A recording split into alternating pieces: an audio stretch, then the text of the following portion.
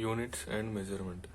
ఈ వీడియోలో ఏంటంటే theory first 15 minutes theory discuss చేసి తర్వాత ప్రిన్సిపల్ ఆఫ్ హోమోజినిటీ పైన ప్రాబ్లమ్స్ ఇస్తాం. నెక్స్ట్ వీడియోలో errors and approximations errors related problems ఇస్తాం. ఇంకా వెర్నియర్ క్యాలిపర్, స్క్రూ గేజ్ లాంటివి నెక్స్ట్ వీడియోలో ఇస్తాం. దీంట్లో ఫస్ట్ థియరీ, తర్వాత ప్రాబ్లమ్స్. ఎలాంటి మోడల్ అనేది కూడా మిస్ కాకుండా అన్ని కవర్ చేసేటట్టు మ్యాక్సిమం ట్రై చేసిన.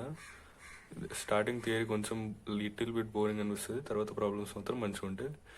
Principal of homogeneity. సో ఇంకా స్టార్ట్ చేద్దాం. Physical quantity, the quantities which can be measured by an instrument by means of which we describe the laws of physical quantity. అంటే మేము ఇన్స్ట్రుమెంట్స్తో measure చేసి basic definition మీరు చూస్తే మీకు అర్థమైపోతుంది. ఇలాంటివి ఎక్కువ డిస్కస్ చేయకుండా ప్రాబ్లమ్స్ పైన ఫాస్ట్ కదా. అంటే ఏదైనా physical quantity numerical value into unit అన్నట్టు ఎక్స్ప్రెస్ చేయొచ్చు అనమాట. అంటే ఏదో ఒక యూనిట్ అయి ఉండాలి. అంటే డిస్టెన్స్ మెజర్ చేస్తున్నాం అనుకో, డిస్టెన్స్ సపోజ్ సెంటీమీటర్లో మెజర్ చేయొచ్చు, మీటర్స్లో మెజర్ చేయొచ్చు, ఇంకా కిలోమీటర్స్లో మెజర్ చేయొచ్చు. చాలా యూనిట్స్ ఉంటాయి. అలా న్యూమరికల్ పెట్టారు. సపోజ్ ఒకరు 40 మీటర్స్ డిస్టెన్స్ ట్రావెల్ చేశారు అనుకోండి. ఈ 40 అనేది న్యూమరికల్ వాల్యూ, మీటర్ అనేది యూనిట్. అంటే న్యూమరికల్ వాల్యూ అంటే number of times a unit occurs. అంటే first meter, second meter, third meter, ఇట్లా 40 మీటర్స్. అంటే ఒకటే ఫండమెంటల్ యూనిట్ మీటర్ తీసుకుంటాం. అట్లా 40 టైమ్స్ చేస్తే ఆ డిస్టెన్స్కి వెళ్తారు అనమాట. అంటే బేసిక్ డెఫినేషన్ అంతే. 40 మినిట్స్ అంటే 1 మీటర్ అంటే 100 సెంటీమీటర్. ఇప్పుడు సపోజ్ సెంటీమీటర్లో కన్వర్ట్ చేయాలంటే 40 into 1 metre equal to 100 centimetre. 1 metre equal 100 centimetre చేస్తే 4000 సెంటీమీటర్ అయిపోయింది. ఇలా అనమాట. ఇప్పుడు మాస్ 4 kg. అంటే కేజీ అనేది యూనిట్, 4 అనేది times, number of times. 1 kg, 2 kg, 3 kg, 4 kg, అట్లా 4 kgs ఉంటుంది. అంటే యూనిట్ ఏంటంటే ఫండమెంటల్. అంటే ఇప్పుడు elephant 4 times, elephant mass 100, elephant యొక్క మాస్ 100 టైమ్స్ ఒక గోట్ మాస్కి ఎలిఫెంట్ మాస్ 100 టైమ్స్ అనుకోండి. అంటే ఎలిఫెంట్ మాస్ గోట్ మాస్. అంటే ఇక్కడ గోట్ మాస్ అనేది యూనిట్ 100. అంటే ఏదో ఒకదాన్ని రిఫరెన్స్ తీసుకుంటే దానితోటి ఎన్ని టైమ్స్ ఉందని చెప్పొచ్చు. యూనిట్ అంటే అది. ఇక్కడ గోట్ మాస్ని అంటే గోట్ ఎంత వెయిట్ ఉందనేది యూనిట్ లాగా తీసుకుంటే ఎలిఫెంట్ మాస్ దానికి 100 టైమ్స్ ఉంటుందని చెప్పి చెప్తున్నాం. ఇట్లా మీటర్ అనేది ఒక యూనిట్. ఫస్ట్ ఆ యూనిట్ డిఫైన్ చేస్తే ఆ యూనిట్కి ఎన్నిసార్లు ఉందని చెప్పేసి ఫిజికల్ క్వాంటిటీని డిఫైన్ చేయొచ్చు. అదే ఇదంతా. ఫిజికల్ క్వాంటిటీస్లో 3 టైప్స్ ఉంటాయి. ఒకటేమో fundamental physical quantity, derived physical quantity, supplementary physical quantity. Fundamental physical quantity అంటే which does not depend on any other physical quantity. అంటే దానికి అదే ఇండిపెండెంట్. దాన్ని డిఫైన్ చేయడానికి ఇంకో దాన్ని వాడని అవసరం లేదు. అంటే లెంత్, మాస్, టైం, కరెంట్. అంటే లెంత్ అంటే ఏంటంటే దూరం, ఎంత డిస్టెన్స్ మెజర్ చేయడం లెంత్. దానికి వేరే దాంతో అనవసరం. అదే ఎగ్జాంపుల్ వెలాసిటీ తీసుకున్నాం అనుకో, డిస్టెన్స్ బై టైం. దీనికి డిస్టెన్స్ కావాలి, టైం కావాలి. అంటే రెండు ఉంటేనే దీన్ని డిఫైన్ చేయగలుగుతాం. కాబట్టి ఇది డిరైవ్డ్ ఫిజికల్ క్వాంటిటీ. కానీ లెంత్కి అట్లా కాదు. దీనికి ఇది ఫండమెంటల్. ఇంకా దీన్ని డిఫైన్ చేయడానికి ఏం అవసరం లేదు. అదే వెలాసిటీ అంటే డిస్టెన్స్ బై టైం అంటాం. డిస్టెన్స్ కావాలి, టైం కావాలి. కాబట్టి దీన్ని డిరైవ్డ్ ఫిజికల్ క్వాంటిటీ. ఇంతే దీని డిఫరెన్స్. సప్లిమెంటరీ అంటే రెండు ఉంటాయి. సప్లిమెంటరీ అంటే మ్యాక్సిమం మన సిలబస్లో 2 ఉంటాయి. ఒకటి ప్లేన్ యాంగిల్, ఒకటి సాలిడ్ యాంగిల్. ప్లేన్ యాంగిల్ అంటే మామూలు మన 2Dలో అంటే సర్కిల్ గీసేటప్పుడు చిన్న ఆర్క్, సెగ్మెంట్ టైప్. ఇలా ఆర్క్లో ఇది ఆర్క్ లెంత్, ఇది రేడియస్. ఇది ఒక ఫార్ములా ఉంటుంది, angle equal to arc length by radius అని. ఇది supplementary physical quantity. Solid angle అంటే సేమ్. ఇక్కడ 2Dలో ఇట్లా తీసుకున్నామో ఇక్కడ ఒక కోన్ తీసుకుంటే ఇట్లా 3D యాంగిల్ అనమాట. ఇమాజినేషన్ చేసుకోవాలి. అది 3D యాంగిల్. దాన్ని సాలిడ్ యాంగిల్ అంటారు. అంతే, పెద్దగా పట్టించుకొని వస్తుంది దీనిపైన క్వశ్చన్స్ రా. జస్ట్ తెలవాలి ఫండమెంటల్ అంటే ఇది, డిరైవ్డ్ అంటే ఏంది, ఫండమెంటల్ అంటే ఏంది, సప్లిమెంటరీ అంటే ఏంది. ఇప్పుడు డైమెన్షన్స్ అనేవి ఎందుకు వస్తాయంటే, ఇప్పుడు లెంత్ అనుకోండి. లెంత్లో ఇప్పుడు సపోజ్ నేను 100 మీటర్స్ డిస్టెన్స్ ట్రావెల్ చేసిన, సపోజ్ 1 కిలోమీటర్ డిస్టెన్స్ ట్రావెల్ చేసిన. అయితే ఒకరు ఏం చెప్తారు, నేను 1 కిలోమీటర్ ట్రావెల్ చేసిన అని చెప్తాడు మా ఫ్రెండ్. ఇంకొక ఏం చెప్తాడు, నేను 1000 మీటర్స్ డిస్టెన్స్ ట్రావెల్ చేసిన అని చెప్తాడు. ఇంకొకరు మళ్ళీ సెంటీమీటర్స్లో చెప్తారు. అంటే ఒకరు మీటర్స్లో చెప్తాడు, ఒకరు సెంటీమీటర్స్లో చెప్తాడు, ఒకరు కిలోమీటర్లో చెప్తాడు. అంటే డిఫరెంట్ వెళ్ళననే చెప్పొచ్చు. అంటే లెంత్కి ఎగ్జాక్ట్గా లెంత్ని ఇన్ని రకాలుగా ఎక్స్ప్రెస్ చేయొచ్చు. మీటర్లో, సెంటీమీటర్లో, కిలోమీటర్లో, ఇంకా చాలా యూనిట్స్ ఉంటాయి. అయితే ఇవన్నిటి కాకుండా ఒక ఫిజికల్ క్వాంటిటీని ఏదైనా ఒక అంటే లెంత్ లాగా రిప్రజెంట్ చేయడానికి సర్టన్ సింబల్ వాడితే ఏం కాదు. అంటే యూనిట్స్తో డిఫైన్ చేయాలనుకోండి, ఒకరు కిలోమీటర్తో డిఫైన్ చేస్తారు, ఒకరు మీటర్తో డిఫైన్ చేస్తారు, ఒకరు సెంటీమీటర్తో డిఫైన్ చేస్తారు. అందుకని చెప్పేసి అదే దీనికే సపరేట్ ఒక యూనిట్ ఉందనుకోండి, వేరే ఏం డిఫైన్ చేయని అవసరం ఉంది. దీనికి అంటే యూనిట్ కాదు, ఏదైనా సింబల్ ఉంటే దాంతో డిఫైన్ చేయొచ్చు. అదే లెంత్కి ఎల్ అనుకున్నాం అనుకో, ఒకరు కిలోమీటర్, ఒకరు మీటర్, ఒకరు సెంటీమీటర్ ఇట్లా అనకుండా సింపుల్గా ఎల్ అంటే సరిపోతుంది. Since there can be different system of units, అంటే ఎస్ఐ యూనిట్, సిజిఎస్ యూనిట్, ఇట్లా చాలా సిస్టమ్స్ ఉంటాయి. ఇవన్నీ కాకుండా సర్టన్ సింబల్స్ ఉంటే ఆ ఫిజికల్ క్వాంటిటీని మనం గుర్తించడం చాలా ఈజీగా అవుతుంది. కాబట్టి డైమెన్షన్స్ అనేవి ఇంట్రడ్యూస్ అయినాయి. For length can be measured in meter, centimeter, feet etcetera. For length we use L. Time కే, అట్లానే లెంత్కి ఎల్ ఎట్లా వాడతారో టైంకి టీ ఎట్లా వాడతారు, మాస్కి ఎం ఎట్లా వాడతారు, కెల్విన్కి ఎట్లా వాడతారు. ఇలా ఒక్కొక్క ఫండమెంటల్ ఒక్కొక్క ఫిజికల్ క్వాంటిటీకి ఒక్కొక్క లెటర్ వాడితే యూనిట్స్తో సంబంధం లేకుండా వాటిని సింపుల్గా రిప్రజెంట్ చేయొచ్చు. అందుకనే కరెంట్ని యాంపియర్, ఏ అంటే యాంపియర్, ఇది కెల్విన్ కే, మాస్ ఎం, టైం టీ, లెటర్ ఎల్. ఇది గుర్తుంచుకోవాలి బేసిక్. వేరే దేనివైనా డైమెన్షన్స్ రాయాలంటే ఇది తెలిసి ఉండాలి. ఒకటి dimensions, the powers to which fundamental units are raised in order to express derived unit quantity. ఇది ఫండమెంటల్ యూనిట్ కాబట్టి లెంత్కి ఎలానే పెట్టుకుంటాం. వేరేటివి ఎలాగో లేవు కాబట్టి 0 అని పెట్టుకోండి. డైరెక్ట్ ఇట్లా రిప్లేస్ చేయొచ్చు. జనరల్గా అన్ని డైమెన్షన్స్ ఎంఎల్, టీ, కే, ఏ మ్యాక్సిమం వీటితోటే రిప్రజెంట్ చేస్తారు. కాబట్టి ఉన్న వాటిని 1 అని పెట్టేసి లేని 0 పెట్టేసుకుంటే సరిపోతాయి. ఇట్లా రిప్రజెంట్ చేయొచ్చు, ఇట్లా రిప్రజెంట్ చేయొచ్చు. ఇది స్టాండర్డ్. ఇట్లా మాస్ 1, లేను ఎలాగో 0 పెట్టేస్తే ఎట్లాగో ఇదే మిగులుతుంది. కాబట్టి ఇవి బేసిక్గా ఇవి గుర్తుపెట్టుకోవాలి. లెంత్ ఎల్, మాస్ ఎమ్, టైం టీ, టెంపరేచర్ కే, యాంపియర్ ఏ. వేరేవన్నీ ఆటోమేటిక్గా అవే వీటితోటి డిరైవ్ చేయొచ్చు. ఎట్లా నేను చూపిస్తాను. ఇప్పుడు సపోజ్ ఏరియా అంటే లెంత్ ఇంటూ బ్రెడ్త్. లెంత్కి ఏముంటుంది, లెంత్ అంటే డిస్టెన్స్ కదా, డిస్టెన్స్కి ఎల్లానే పెట్టుకుంటారు. బ్రెడ్త్ అంటే ఇది కూడా డిస్టెన్స్ కదా, కాబట్టి ఎల్లానే పెట్టుకుంటారు. L into L square. L square ఎట్లనే పెట్టినాం. ఇక్కడ మాస్ ఏం లేదు, మాస్ తోటి రిలేషన్ లేదు, టైం తోటి రిలేషన్ లేదు, కాబట్టి వాటికన్నిటికీ 0. ఇక్కడ వాల్యూమ్ అంటే length into breadth into height. ఇది లెంత్లోనే కొలుస్తారు, అంటే డిస్టెన్సే కదా ఇది కూడా, కాబట్టి దీన్ని కూడా ఎల్లే పెట్టాలి, దీన్ని కూడా ఎల్లే పెట్టాలి, దీన్ని కూడా ఎల్లే పెట్టాలి. మూడింటిని మల్టిప్లై చేస్తే ఎల్ క్యూబ్. వేరేవి ఎలాగో 0 ఉంటాయి కాబట్టి డైరెక్ట్ 0 పెట్టేసేయడం. Next speed or velocity. Distance by time, ఇది బేసిక్ ఫార్ములా అందరికి తెలిసింది. డిస్టెన్స్ లెంత్ కాబట్టి దానికి ఎల్ పెడతాం. టైం టీ, బేసిక్ ఇక్కడ ఫస్ట్ చెప్పిన కదా, లెంత్ అంటే ఎల్ పెట్టాలి, టైం అంటే టీ పెట్టాలి, టెంపరేచర్ అంటే కే పెట్టాలి, మాస్ అంటే ఎం పెట్టాలి, కరెంట్ అంటే ఏ పెట్టాలి. అంటే డిస్టెన్స్ ఎల్, టైం టీ, ఎం అంటే కింద ఉన్నది కాబట్టి డినామినేటర్లో ఉంది కాబట్టి పవర్ మైనస్లో ఉంటుంది, -1. మొమెంటం, మాస్ ఇంటూ వెలాసిటీకి ఇంతకుముందు డెరైవ్ చేసినాం. డిస్టెన్స్ బై టైం అంటే ఎల్ బై టీ.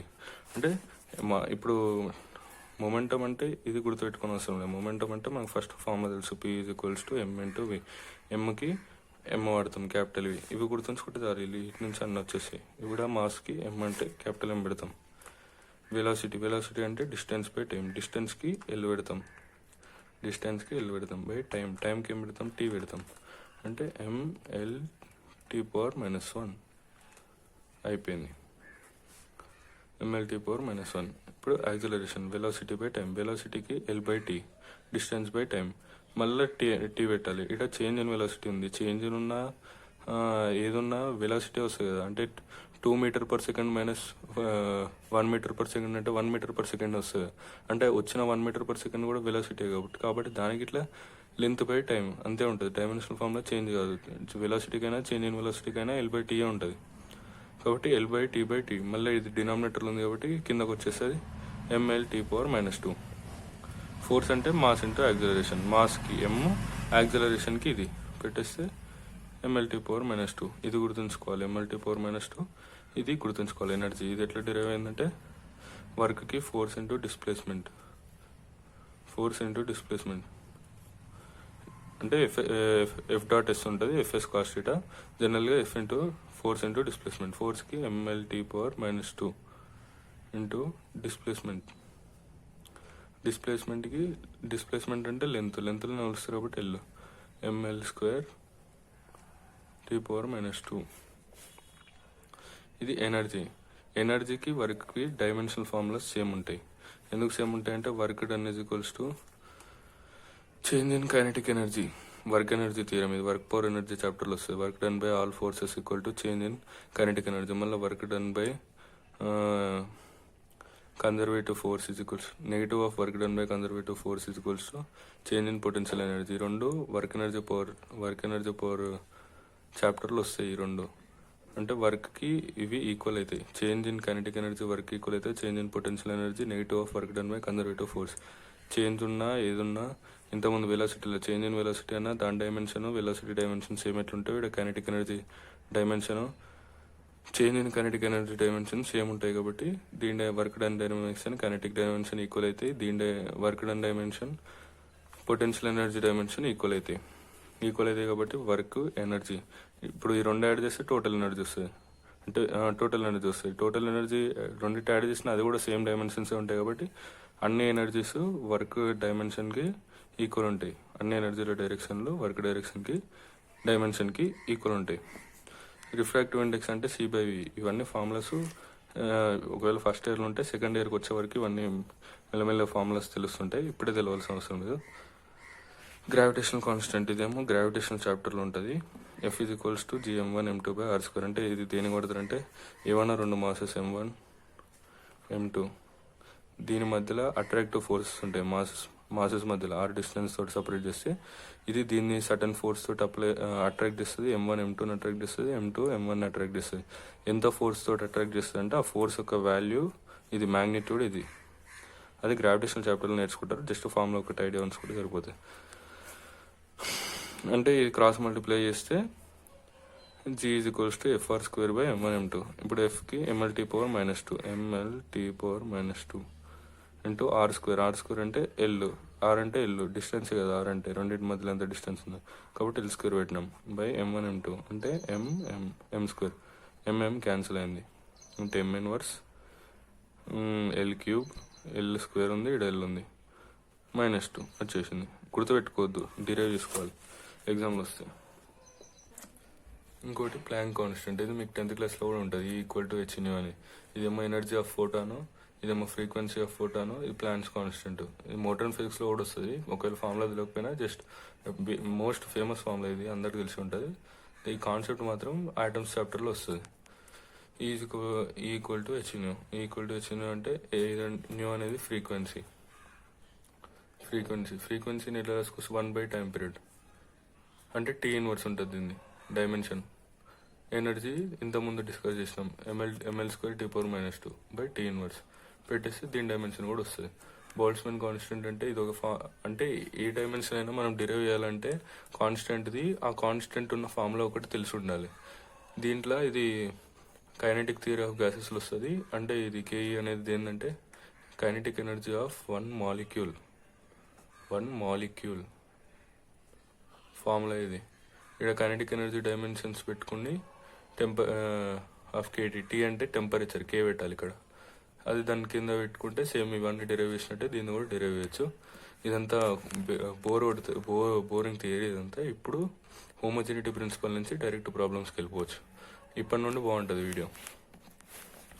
ఒకటి సప్లిమెంటరీ క్వాంటిటీస్ ఏవైతున్నాయో అంటే ఇంతకుముందు చెప్పిన ప్లేన్ యాంగిల్, సాలిడ్ యాంగిల్, వీటికి యూనిట్ ఉంటుంది కానీ డైమెన్షన్ ఉండదు అంతే. Just theory question. Principle of homogeneity. All dimensions of all terms in an equation must be identical, or simply it states that one can add or subtract similar physical quantity. అంటే దీన్ని simple చెప్పాలంటే దీంట్లో definition ఏమి ఉండదు, మనకు తెలిసిందే ఉంటాయి. అంటే ఇప్పుడు నేను సపోజ్ 100 మీటర్స్ వాకింగ్ చేసిన ఇక్కడ నుండి ఇక్కడికి ఎంత టైంలో వాకింగ్ చేసిన 2 సెకండ్స్లో వాకింగ్ చేసిన. మళ్ళీ ఈ 100 నుండి ఇంకో 1 సెకండ్లో మళ్ళీ ఇంకొక 50 మీటర్స్ వాకింగ్ చేసిన. ఇప్పుడు నేను టోటల్ ఎంత వాకింగ్ చేసిన అంటే ఎంత డిస్టెన్స్ వాకింగ్ చేసిన అంటే 100 + 50 మీటర్స్ అని చెప్తారు. మీరు 50 మీటర్స్ అని చెప్తారు అంటే 150 మీటర్స్ వాకింగ్ చేసిన అని చెప్తారు. అంటే 100ని 50ని యాడ్ చేశారు, అంతేగాని 100ని 1 సెకండ్ని యాడ్ చేసారా అంటే 100 మీటర్ + 1 సెకండ్ అంటే ఈ వాకింగ్కి ఎట్లాగో టైంకి దీనికి రిలేషన్ లేదు, అది పక్కన పెట్టండి. కానీ మీటర్ ప్లస్ సెకండ్ ఎప్పుడైనా చేసారా? అంటే టైం వేరే ఫిజికల్ క్వాంటిటీ, డిస్టెన్స్ వేరే ఫిజికల్ క్వాంటిటీ. డిస్టెన్స్ని టైంని ఎప్పుడైనా యాడ్ చేసారా? చేయలేదు కదా. అంటే ఇట్లనే సేమ్ 100 కెల్విన్ ప్లస్ 4 సెకండ్స్ ఇట్లా ఎవరన్నా రాస్తారా? అంటే కెల్విన్ ఏమో టెంపరేచర్, ఇదేమో టెంపరేచర్, ఇదేమో టైంని టెంపరేచర్ ఎవరైనా యాడ్ చేస్తారా? చేయరు. లేదా మైనస్ ఇస్తారా? చేయరు. అంటే యాడ్ చేయాలంటే అది సేమ్ అయి ఉండాలి. ఇది లెంత్ అయి ఉండాలి, ఇది లెంత్ అయి ఉండాలి, ఇది మీటర్లోనే ఉండాలి, ఇది మీటర్లోనే ఉండాలి. అంటే మొత్తానికి ఇది లెంత్ అయి ఉండాలి, ఇది లెంత్ అయి ఉండాలి, లేకపోతే ఇది టైం అయి ఉండాలి, ఇది టైం అయి ఉండాలి. అంతేగాని ఒకటి టెంపరేచరు, ఒకటి టైము, ఒకటేమో డిస్టెన్సు, ఇంకోటేమో టైము, ఇట్లుంటే యాడ్ చేయడానికి రాదు. అదే చెప్తారు similar. It states that one can add or subtract similar physical quantity. అంటే సేమ్ అయి ఉండాలి. అయితే రెండు లెంత్ అయి ఉండాలి, లేకపోతే రెండు టైం అయి ఉండాలి, లేకపోతే రెండు డిస్టెన్స్ అయి ఉండాలి. అంతేగాని ఒకటి డిస్టెన్స్ ఉండి ఒకటి టైం ఉండి అట్లా యాడ్ చేయడానికి రాదు. అది ప్రిన్సిపల్ ఆఫ్ హోమోజెనిటీ. అయిపోయింది ఇంకా థియరీ. ఇప్పుడు ప్రాబ్లమ్స్ కింద రాయడం. Find the dimensions of alpha and beta. వాళ్ళు ఒక ఈక్వేషన్ ఇచ్చారు. ఆల్ఫా బీటా డైమెన్షన్స్ ఎంతో అనుకోమంటారు. మనకేం తెలుసు, ఏ ఈక్వేషన్ అయినా యాడ్ ఆర్ సబ్ట్రాక్ట్ చేయాలంటే అవి రెండు సిమిలర్ ఫిజికల్ క్వాంటిటీస్ అయి ఉండాలి. కాబట్టి సింపుల్గా ఫస్ట్ ఏ ఈక్వేషన్ ఇచ్చినా ఈక్వల్ టు జీరో ఫామ్లో రాసుకోవాలి. ఈక్వల్ టు జీరో ఫామ్లో రాసుకోవాలి అంటే అన్నీ ఒక సైడ్ తెచ్చుకోవాలి. వి మైనస్ ఆల్ఫా మైనస్ బీటా ఈ రెండు ఇటు సైడ్ పంపిస్తే ఇవి మూడు సబ్ట్రాక్ట్ చేసారు. ఈ మూడు సబ్ట్రాక్ట్ చేసారంటే ఖచ్చితంగా ఈ మూడు సిమిలర్ ఫిజికల్ క్వాంటిటీస్ అయి ఉండాలి. అంటే అయితే మూడు లెంత్ అయి ఉండాలి, లేకపోతే అయితే మూడు టైం అయి ఉండాలి, లేకపోతే మూడు వెలాసిటీ అయి ఉండాలి, లేకపోతే మూడు యాక్సిలరేషన్ అయి ఉండాలి. మొత్తానికి మూడు సిమిలర్ ఫిజికల్ క్వాంటిటీ అయి ఉండాలి. కాబట్టి సిమిలర్ ఫిజికల్ క్వాంటిటీ అంటే డైమెన్షన్స్ సేమ్ ఉండాలి అన్నిటివి. ఒకటి dimensions of alpha equal to dimensions of velocity. V అంటే వెలాసిటీ, వాళ్ళు ఇస్తారు క్వశ్చన్లో. వి అంటే వెలాసిటీ,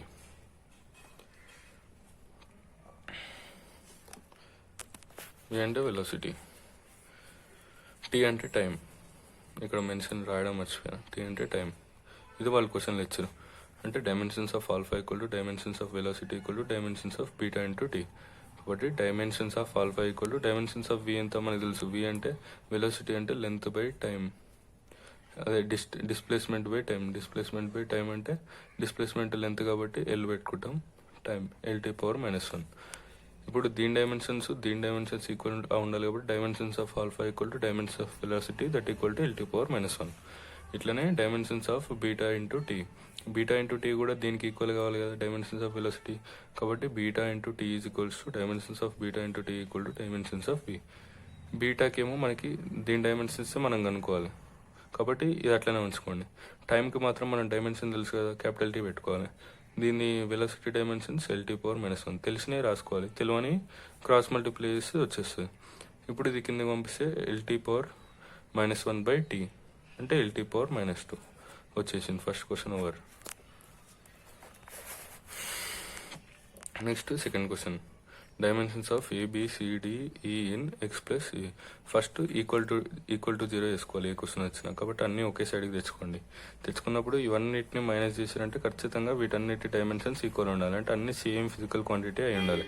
అంటే అన్ని లెంత్ అన్నా, అన్ని బ్రెడ్త్ అన్నా, అన్ని టైం అన్నా, అన్ని టెంపరేచర్ అన్నా, అన్ని మొత్తానికి డైమెన్షన్స్ అన్ని ఈక్వల్ అయితేనే ఇట్లా యాడ్ చేయడానికి వస్తుంది ఏ ఈక్వేషన్ అయినా. అది ప్రిన్సిపల్ ఆఫ్ హోమోజెనిటీ. కాబట్టి ఇప్పుడు dimensions of X equal to dimensions of A that equal to dimensions of B into T that equal to dimensions of C into T. ఇప్పుడు డైమెన్షన్స్ ఆఫ్ వాళ్ళు ఏమిస్తారు, ఎక్స్ అంటే display length వాళ్ళు ఇస్తారు క్వశ్చన్లో, X length. కాబట్టి dimensions of A is equals to dimensions of L. X అనేది length కాబట్టి L పెట్టుకోవాలి. కాబట్టి ఇప్పుడు dimensions of A equal to L. అట్లనే dimensions of BT equal to L. ఇప్పుడు ఈక్వేషన్లో అన్నిటివి ఈక్వల్ అవ్వాలి కాబట్టి dimensions of BT equal to X. ఇప్పుడు బి డైమెన్షన్స్ మనం కనుక్కోవాలి. టీ డైమెన్షన్ మాత్రం మనకు తెలుసు, క్యాపిటల్ టీ పెట్టుకున్నాం. డైమెన్షన్స్ ఆఫ్ ఎక్స్ అంటే డిస్టెన్స్ ఎల్. ఇది కిందకి పంపించేస్తే LT⁻⁻1. బి అనేది బి డైమెన్షన్ LT⁻⁻1. ఇట్లనే క్వశ్చన్లో ఇంతకుముందు డైమెన్షన్స్ వీటన్నిటి డైమెన్షన్స్ ఈక్వల్ కాబట్టి బీటీ డైమెన్షన్ ఎక్స్కి ఈక్వల్, ఏ డైమెన్షన్ ఎక్స్ డైమెన్షన్కి ఈక్వల్, CT² డైమెన్షన్స్ కూడా ఎక్స్ డైమెన్షన్కి ఈక్వలే. DT⁻E+T డైమెన్షన్ కూడా ఎక్స్ డైమెన్షన్కి ఈక్వలే. కాబట్టి అన్నిటి యొక్క డైమెన్షన్స్ అనేవి ఈక్వల్ చేసినాం. ఇక్కడ dimension of C T square equal to dimension of X. Dimension of X C dimension మనకు తెలియదు, అట్లనే రాసుకున్నాం. టీది మాత్రం తెలుసు కాబట్టి క్యాపిటల్ డి ప్లేస్ చేసి స్క్వేర్ పెట్టినాం. స్క్వేర్ పెడితే డైమెన్షన్స్ ఆఫ్ ఎక్స్ ఏంటి? ఎక్స్ అంటే డిస్టెన్స్ కాబట్టి ఎల్ పెడతాం. ఎల్ పెడితే C is equals to L to power -2. ఇది దీని కింద పంపిస్తే డినామినేటర్లో ఉంది కాబట్టి పవర్ మైనస్. డైమెన్షన్స్ ఆఫ్ ఈ అన్నిటి డైమెన్షన్స్ ఎక్స్ డైమెన్షన్కి ఈక్వల్ కదా. Dimension of E is equals to dimension of E is equals to dimension of టీఆ. Dimension of E is equals to E ఎక్కడ ఉంది? ఇక్కడ ఈ రెండు యాడ్ చేసిరు అంటే ఈని టీని యాడ్ చేసిరు. ఈని టీని యాడ్ చేసిరు అంటే ఖచ్చితంగా దీని డైమెన్షన్స్ సేమ్ అయి ఉండాలి. సేమ్ ఉంటేనే యాడ్ చేయడానికి వస్తుంది. అంటే ఈక్వేషన్లో ఓవరాల్ ఈక్వేషన్లో అంటే దీని మొత్తాన్ని డైమెన్షన్ ఎక్స్ డైమెన్షన్కి ఈక్వల్ ఉండాలి. కానీ మళ్ళీ దీని లోపల ఇంటర్నల్గా కూడా ఈని టీని యాడ్ చేసారు కాబట్టి dimension of E should be equal to dimension of T. ఎందుకంటే రెండు సిమిలర్ అయితేనే యాడ్ చేయడానికి వస్తుంది. అయితే ఇది టైం అయింది కాబట్టి ఇది కూడా టైమే కావాలి. అంటే 2 seconds + 3 seconds అంటాం కానీ 2 seconds + 3 meters అన్నారు కదా. కాబట్టి దీని డైమెన్షన్ ఈక్వల్ ఉండాలి కాబట్టి dimension of is equals to dimension of T. Is equals to T. ఇప్పుడు మొత్తం టర్మ్ యొక్క డైమెన్షన్స్ ఎక్స్కి ఈక్వల్ ఉండాలి కాబట్టి dt³ + t డైమెన్షన్ దీని యొక్క dimension equal to X dimension ఎంత? ఎల్. ఇప్పుడు డి డైమెన్షన్ మనం కనుక్కోవాలి, మనకు తెలియదు. టీది మాత్రం క్యాపిటల్ టీ తెలుసు కాబట్టి రీప్లేస్ చేసినాం. ఇప్పుడు E+t దీని డైమెన్షన్ టీఏ, దీని డైమెన్షన్ టీఏ. అంటే ఇది సపోజ్ 2 seconds ఇది 4 seconds అయి ఉండాలి. అంటే ఏదో ఒక న్యూమరికల్ వాల్యూ అవ్వాలి టైం అంటే. 2 seconds + 4 seconds అంటే 6 seconds. 6 seconds అయితే ఇప్పుడు సెకండ్స్ అనేది కూడా టైమే కదా. మళ్ళీ దీనికి టీ వస్తుంది కాబట్టి యాడ్ చేసిన వాటి అన్నిటి అంటే దీని డైమెన్షన్ టీ అయితే ఈ రెండు యాడ్ చేస్తే వచ్చేదాని డైమెన్షన్ కూడా టీ అవుతుంది కాబట్టి టీ పెట్టాలి. ఎందుకంటే 2 seconds + 4 seconds 6 seconds ఇది వచ్చింది కూడా మళ్ళీ టైమే కదా. ఇది టైంని యాడ్ చేస్తే మళ్ళీ టైమే వచ్చింది కాబట్టి టీ. D into టీ3. అదే మల్టిప్లై చేస్తే వేరే వస్తుంది. ఇప్పుడు 2 seconds ఇప్పుడు టైం టీ మళ్ళీ ఇంకోటి టీ. టైంని మల్టిప్లై చేస్తే ఇలాంటి టైంలో t² అని రాసుకోవాలి. కానీ టైంని యాడ్ చేసినప్పుడు మాత్రం ఈ రెండింటిని యాడ్ చేస్తే టైంని మల్టిప్లై యాడ్ చేస్తే మళ్ళీ వచ్చేది టైమే కాబట్టి దాన్ని కూడా టీఏ పెడతారు. కాబట్టి దీని డైమెన్షన్ టీ కాబట్టి ఈ రెండింటిని యాడ్ చేస్తే వచ్చేదాని డైమెన్షన్ కూడా T A. Is equals to T. Dimension of X L replace చేస్తే దాన్ని క్రాస్ మల్టిప్లై చేసి డినామినేటర్ పంపిస్తే L⁻² వచ్చేసింది. ఈ క్వశ్చన్ కూడా అయిపోయింది. Dimension of a/b in p is equals to a - t²/bx. ఇక్కడ p అనేది ప్రెజర్, t అనేది టైం, x అనేది డిస్టెన్స్. ఇప్పుడు ఫస్ట్ అబ్జర్వ్ చేయాల్సింది ఏంటంటే దీన్ని లెఫ్ట్ పంపించి =0 పెట్టుకోవాలి, అది వేరే విషయం. మళ్ళీ ఇక్కడ -t² అన్నారు అంటే ఈ రెండు టర్మ్స్ని మైనస్ చేసిండు. మధ్యలో మైనస్ చేసిండంటే ఖచ్చితంగా దీని డైమెన్షన్ ఈక్వల్ ఉండాలి. ఎందుకంటే ప్రిన్సిపల్ ఆఫ్ హోమోజెనిటీ ప్రకారం ఇది సేమ్ ఫిజికల్ క్వాంటిటీ కావాలి కాబట్టి dimension of a must be equal to dimension of t². Dimension of t² టైంకి టీ కాబట్టి t²కి టీని క్యాపిటల్ T తోటి రిప్లేస్ చేయాలి. ఏ డైమెన్షన్ కూడా t² అవుతుంది. అంటే ఇక్కడ ఏ డైమెన్షన్ వచ్చేసింది. ఇప్పుడేమో మొత్తం టర్మ్ని లెఫ్ట్ పంపించి =0 చేసిస్తే ఇక్కడ ఈ రెండు టర్మ్స్ని మైనస్ చేశారు. రెండు టర్మ్స్ని మైనస్ చేయాలంటే ఖచ్చితంగా దీని డైమెన్షన్స్ ఈక్వల్ ఉండాలి. కాబట్టి dimension of a - t²/bx is equals to dimension of p.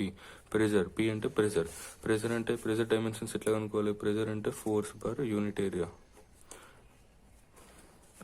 ఫోర్స్కి ఫోర్స్కి మనకు తెలుసు mL⁻² బై ఏరియా అంటే లెంత్ ఇంటూ బ్రెడ్త్ అట్లా వేస్తాం కాబట్టి లెంత్కి వెళ్ళే బ్రెడ్త్కి వెళ్ళే కాబట్టి L² అంటే mL² క్యాన్సిల్ అయింది. mL−1 T⁻².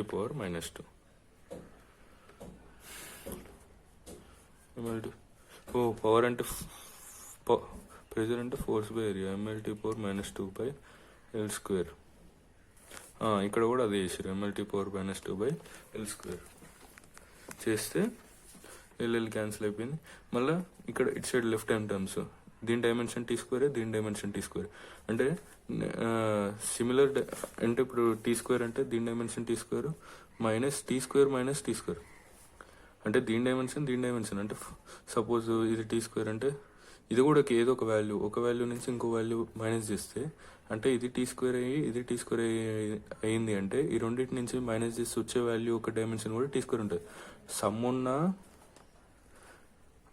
సబ్ట్రాక్ట్ చేసిన డిఫరెన్స్ ఉన్న వచ్చే డైమెన్షన్ సేమ్ ఉంటుంది, డైమెన్షన్ సేమ్. కానీ మల్టిప్లై చేస్తే మాత్రం అంటే టీ ఇంటూ టీ స్క్వేర్ అవుతుంది, కానీ T plus or minus T ఉంటే డైమెన్షన్ రిజల్టెంట్ డైమెన్షన్ ఎప్పుడైనా టీఏ ఉంటుంది. ఇది టీకి కాదు, దేనికైనా అంతే. అంటే ఎల్ ప్లస్ ఎల్ ఉన్నా కూడా రిజల్టెంట్ డైమెన్షన్ ఎల్లే వస్తుంది, ఎల్ మైనస్ ఎల్ ఉన్నా కూడా రిజల్టెంట్ డైమెన్షన్ ఎల్లే ఉంటుంది. అలా అనమాట. కూడా T square minus T square అంటే మళ్ళీ టీ స్క్వేరే వస్తుంది బై బి వాల్యూ, బి డైమెన్షనే మనం కనుక్కోవాలి, మనకి తెలియదు. బి అట్లనే ఉంచడం. ఎక్స్ అనేది డిస్టెన్స్ కాబట్టి ఎల్ పెట్టినాం. తెలిసినవి అన్నీ పెట్టేసుకొని తెలియని క్రాస్ మల్టిప్లై చేసి కనుక్కోవాలి. అట్లా బి డైమెన్షన్ కూడా వచ్చేసింది క్రాస్ మల్టిప్లై చేస్తే.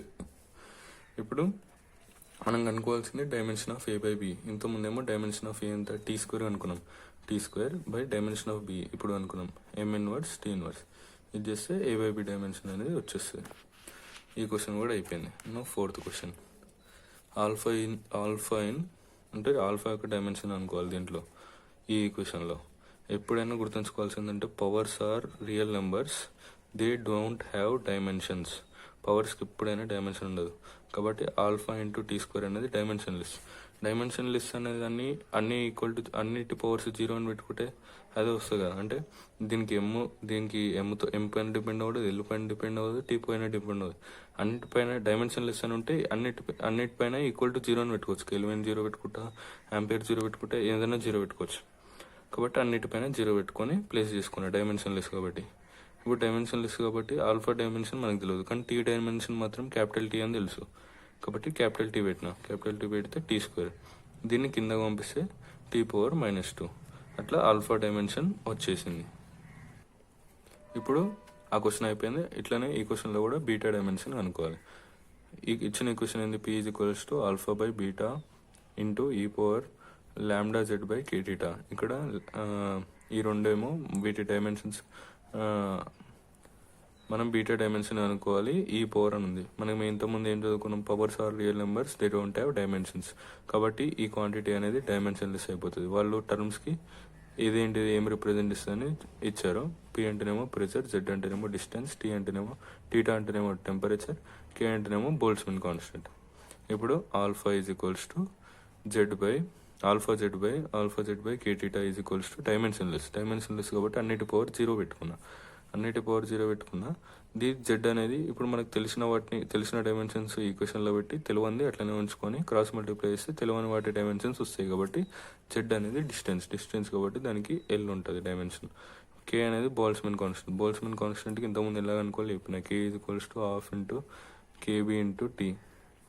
ఇది ఎనర్జీ డైమెన్షన్స్ అంటే ml² టీ పవర్ -2. ఈ ఎనర్జీది ఫోర్స్ ఒకటి గుర్తుపెట్టుకోవాలి. మనం మోస్ట్ ఫ్రీక్వెంట్గా వాడుతుంటాం. ఇది కాన్స్టెంట్ని పట్టించుకోవద్దు డైమెన్షన్స్ అనుకునేటప్పుడు. బై ఇక్కడ టీ ఉంది కాబట్టి ఈ టీని తీసేసి డినామినేటర్లో పెట్టేసి కేబీ యొక్క డైమెన్షన్స్ వచ్చేస్తాయి. అంటే ml² T power -3 ml² T power -2 by T అంటే -3. ఇక్కడ సబ్స్టిట్యూట్ చేసుకున్నాం. టీటా అంటే ఏంది? కెల్విన్. కే పెడతాం. మళ్ళా అచ్చా ఇక్కడ ఇక్కడ చాలామంది కన్ఫ్యూజ్ అవుతారు అనగానే ఇక్కడ టెంపరేచర్ అంటే ఇది టీ అనేది టెంపరేచర్, టైం కాదు. టెంపరేచర్కి కెల్విన్ పెట్టుకోవాలి ఎప్పుడైనా. టీ అని పెట్టుకోదు. టీ అనేది టైం. టీ అనేది టైం రిప్రజెంట్ చేస్తుంది డైమెన్షన్. టెంపరేచర్ని క్యాపిటల్ టీని అబ్సల్యూట్ టెంపరేచర్ రిప్రజెంట్ చేస్తారు. అంటే కెల్విన్లో కొలిసే టెంపరేచర్కి క్యాపిటల్ టీ రిప్రజెంట్ చేస్తారు. దీన్ని కే అని పెట్టుకోవాలి, దీని డైమెన్షన్. ఇక్కడ కే పెట్టాలి. ఆప్షన్స్లో ఇట్లా కూడా ఇస్తారు. నాలా కన్ఫ్యూజ్ అయిన వాళ్ళు క్యాపిటల్ టీ పెట్టుకుంటారని -3 కూడా ఇస్తారు. ఇది ఇట్లా -2 కే కెల్విన్ ఇన్వర్స్. ఇప్పుడు టీటాకి కెల్విన్ ఇన్వర్స్ క్యాన్సిల్ అయిపోయినాయి. క్రాస్ మల్టిప్లికేషన్ చేస్తే ఆల్ఫా యొక్క డైమెన్షన్ వచ్చేసి ఆల్ఫా డైమెన్షన్స్ ఎంత వచ్చింది? ml టీ పవర్ -2 వచ్చింది. ఇప్పుడు మనం కనుక్కోవాల్సింది ఏంది, బీటా. కాబట్టి alpha by beta, dimensions of alpha by beta. ఇది మొత్తం డైమెన్షన్లెస్ అయితే ఇప్పుడు ఈక్వల్ టు 0 పెట్టినప్పుడు మనం ఈక్వేషన్కి by beta is equals to some dimensionless quantity is equal to 0. అంటే మనం ఈ ప్రిన్సిపల్ ఆఫ్ హోమోజెనిటీ ప్రకారం దీని డైమెన్షన్ ఈ టర్మ్ డైమెన్షన్ ఈక్వల్ ఉండాలి. ఇది ఎట్లా కూడా డైమెన్షన్లెస్ కాబట్టి దీని డైమెన్షన్ ఈక్వల్ ఉండాలి. కాబట్టి dimension of alpha by beta is equals to dimension of P అంటే ఏంది, ప్రెషర్ అంటే force by area, mL(T⁻²) by L². Dimension of alpha ఇంతకుముందు కనుక్కున్నాం, బీటాది కనుక్కోవాలి. కాబట్టి ఇప్పుడు క్రాస్ మల్టిప్లికేషన్ చేస్తే డైమెన్షన్ ఆఫ్ బీటా ఏందనేది వచ్చేస్తుంది. ఇంకొక ఇంపార్టెంట్ మోడల్ ఏంటంటే ఏబిసి యొక్క డైమెన్షన్స్ అనుకోవాలి. y is equals to a times sign of BT minus CX. ఇక్కడ y అనేది డిస్టెన్స్, t అనేది టైం, x అనేది డిస్టెన్స్. ఇప్పుడు మనం ఏం గుర్తుపెట్టుకోవాలంటే సైన్ ఆఫ్ అనే లోపల ఏది ఉన్నా అదొక యాంగిలే ఉంటుంది కదా. అంటే 90 degrees, 30 degrees, 25 degrees, 45 degrees ఏదో ఒక యాంగిల్ ఉంటుంది. యాంగిల్ ఎప్పుడైనా డైమెన్షన్లెస్. ఇంతకుముందు అక్కడ సాలిడ్ యాంగిల్ అది అక్కడ ఎక్స్ప్లెయిన్ చేసే దగ్గర యూనిట్ ఉంటుంది కానీ డైమెన్షన్ ఉన్నదని చెప్పినా కదా, అట్లనే అనమాట. లోపల ఉన్న క్వాంటిటీ మొత్తం డైమెన్షన్లెస్. అంటే ఈ బీటీ మైనస్ సిఎక్స్ అనేది డైమెన్షన్లెస్ అంటే అన్నిటి పవర్ 0 పెట్టుకోవచ్చు. ఇప్పుడు ప్రిన్సిపల్ ఆఫ్ హోమోజెనిటీ ప్రకారం దీని డైమెన్షన్ ఏమైతే దీని డైమెన్షన్ అదే కావాలి. మళ్ళీ రెండింటిని మైనస్ చేసి వచ్చే డైమెన్షన్ కూడా అదే అవుతుంది. నేను చెప్పినది t-t, ఇట్లా ఈ క్వాంటిటీ ఏదైనా ఉంటే డైమెన్షన్ ఎప్పుడైనా టీ ఉంటుంది, ప్లస్ ఉన్నా కూడా టీఏ ఉంటుంది. కానీ ఇంటూ ఉంటే మాత్రం t² అవుతుందని. ఇక్కడ కూడా అంతే. దీని డైమెన్షన్ ఏదన్నా కానీ దీని డైమెన్షన్ ఏమన్నా కానీ రిజల్టెంట్ డైమెన్షన్కి దీని డైమెన్షన్ ఈక్వల్ అవుతుంది, దీని డైమెన్షన్ ఈక్వల్ అవుతుంది. కాబట్టి dimension of BT is equals to m(m⁴0, L⁴0, T⁴0). అంటే ఇక్కడ బీటీ డైమెన్షన్లెస్, సిఎక్స్ డైమెన్షన్లెస్. రెండింటిని ఈక్వల్ చేస్తే మనకి బి డైమెన్షన్ తెలియదు, మనం అనుకోవాలి. టీ డైమెన్షన్ మనకు తెలుసు, క్యాపిటల్ టీ. ఇక్కడ సబ్స్టిట్యూట్ చేస్తే బి డైమెన్షన్ వచ్చేస్తుంది. అట్లనే సిఎక్స్లో ఎక్స్ డైమెన్షన్ మనకు తెలుసు, ఎల్ సబ్స్టిట్యూట్ చేసినాం, డైమెన్షన్లెస్ పెట్టుకుంటే దీన్ని ఇట్లా కిందకి పంపిస్తే సి అనేది ఎల్ ఇన్వర్స్ అని డైమెన్షన్ వచ్చేసింది. అయిపోయింది. నెక్స్ట్ వీడియోలో ఎర్రర్స్ పైన ఒక క్వశ్చన్ చేస్తాం. ఆ నెక్స్ట్ వీడియోలో స్క్రూ గేజ్ ఇంకా వర్నియర్ క్యాలిపర్, ఈ రెండింటి పైన ప్రాబ్లమ్స్, కాన్సెప్ట్ రెండు కలిపి చెప్పేస్తాం.